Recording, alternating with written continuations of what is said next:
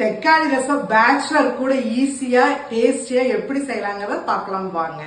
எங்க அண்ணன் வந்து வெளியூர்ல இருக்காரு. முன்ற டேஸ்ட்ல ரசம் வைக்கணும், ஆனா ரசத்தூள் இல்ல சாம்பார் தூள் இருக்கு, எப்படி செய்யலாம்னாங்க. அதுக்கு ஒரு ட்ரிக் இருக்கு பிரானா அப்படின்னு சொல்லி சொன்னேன். பாருங்க, புளி, 4 தக்காளி பழம், அளவான உப்பு, நைஸா அரைச்சு எடுத்துக்கணும். ரசத்துக்கு அரைச்சாச்சு, 1/2 லிட்டர் தண்ணி ஊத்திக்கலாம். இது 6 பேர் சாப்பிடலாம் இந்த ரசத்தை. தேங்காய் எண்ணெய், வெந்தயம், கடுகு, 2 வரமிளகா, 4 பல்லு பூண்டு, 1/2 ஸ்பூன் சாம்பார் தூள்,